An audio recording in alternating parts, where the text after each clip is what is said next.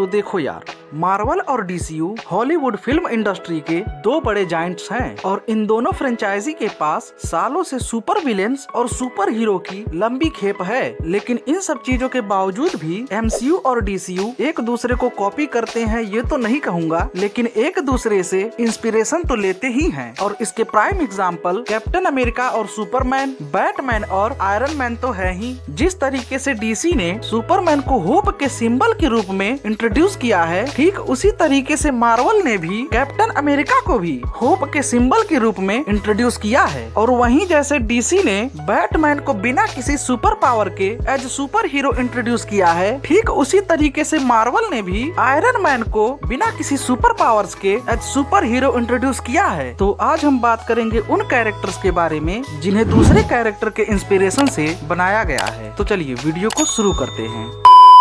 Copied character की list में सबसे पहले नाम आता है एक्वामैन का, क्योंकि मार्वल ने 1939 में नेमोर द सबमरीनर नाम के कैरेक्टर को इंट्रोड्यूस कराया था, जो एक हाफ ह्यूमन और हाफ एटलांटियन होने के साथ ही उसके पास super human strength, Atlantic ability और सी क्रीचर से कम्युनिकेट करने की भी एबिलिटी थी। लेकिन इसके 2 साल बाद ही डीसी ने अपना खुद का ही एक्वामैन नाम का under water super hero introduce कराया, जिसके पावर्स काफी हद तक नेमोर से मिलते जुलते थे। हालांकि समय के साथ एक्वामैन की पॉपुलैरिटी नेमोर के मुकाबले बढ़ती चली गई और ये पॉपुलैरिटी और ज्यादा तब हुई जब इस आइकॉनिक कैरेक्टर को डीसीयू फ्रेंचाइजी में जेसन मोमोआ ने प्ले किया।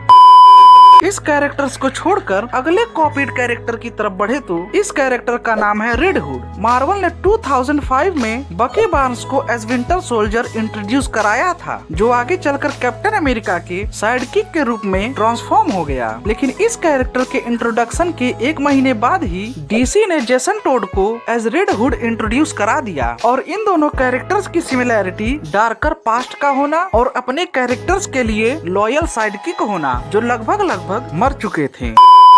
अब इसके बाद अगले कैरेक्टर की बात करें तो वो कैरेक्टर है एटॉमिक स्कल। हालांकि आप लोगों ने इस कैरेक्टर का नाम शायद ही सुना होगा, लेकिन जिस कैरेक्टर से इसको कॉपी किया गया है वो एक आइकॉनिक और क्लासिक कैरेक्टर है और उस कैरेक्टर का नाम है घोस्ट राइडर। मार्वल ने घोस्ट राइडर जैसे आइकॉनिक कैरेक्टर को 1972 में ही इंट्रोड्यूस करा दिया था, जो आगे चलकर खुद का कई सारे शो पाया और उस पे मूवीज भी बनी।